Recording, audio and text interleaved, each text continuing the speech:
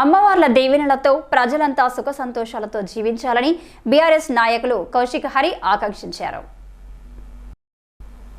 ఆషాఢ మాసం చివరి ఆదివారం సందర్భంగా కౌశిక్ హరి సతీ సమేతంగా గోదావరి కని పోచమ్మ తల్లి దేవాలయాన్ని సందర్శించారు.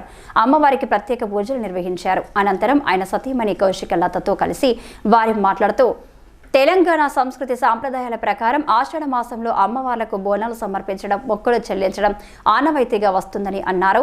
భక్తుల నుండి విశేష పూజలు అందుకునే అమ్మవార్లు ప్రజల కష్టాలను కడతీర్చి అందరూ సంతోషంగా జీవించేలా దీవించాలని ఆకాంక్షించారు.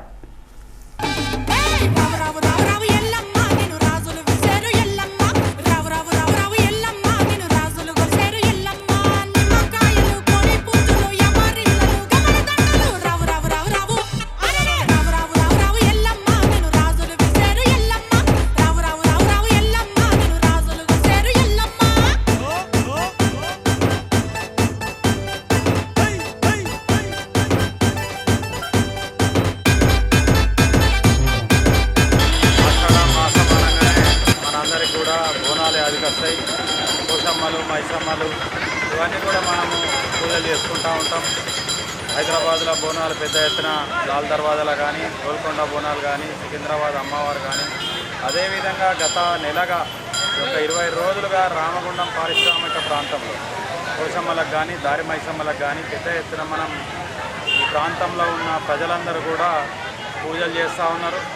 అమ్మవారికి ఎందుకోసం మామూలుగా ఇదంతా ఆషాఢ మాసంలో వస్తాయంటే, గతంలో మనకు ఈ వర్షాలు ఎక్కువ ఉండడం వల్ల, అకాల వర్షాల వల్ల ఏదైతే ఈ సీజన్లో వచ్చే అంటువ్యాధులు కానీ, జ్వరాలు కానీ, రోగాలన్నిటికి కూడా ప్రజలు బారిన పడకుండా అమ్మవారికి పూజలు చేసుకొని అమ్మవారి దయ వల్ల వాళ్ళందరం కూడా ఆరోగ్యాలతోటి, ఐశ్వర్యాలతోటి ఉంటున్నాం. కాబట్టి అమ్మవారికి విధిగా తెలంగాణలో పెద్ద ఎత్తున ఈ ఆషాఢ మాసంలో సాంప్రదాయబద్ధంగా హిందూ మతంలో చిహ్నంగా ఇవాళ ఆషాఢ మాసం అంటేనే ప్రత్యేకం.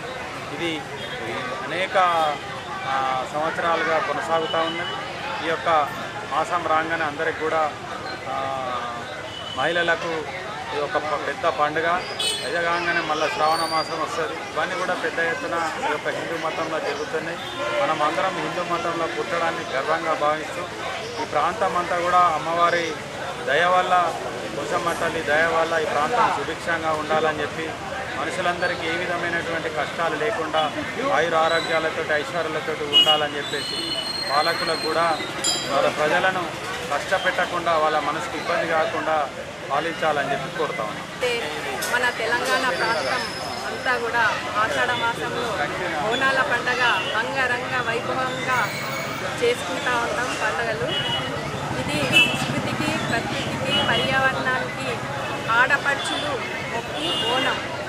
ఈ బోనాల పండుగ సందర్భంగా మరి ఒక్కసారి ఈ నియోజకవర్గ ప్రజలందరికీ కూడా శుభాకాంక్షలు తెలియజేస్తూ అందరినీ ఆ పోచమ్మ తల్లి సుఖ సంతోషాలతోటి, ఆయురారోగ్యాలతోటి దీవించాలని, ఆశీర్వదించాలని ఆ అమ్మవారిని కోరుకుంటా ఉన్నాము.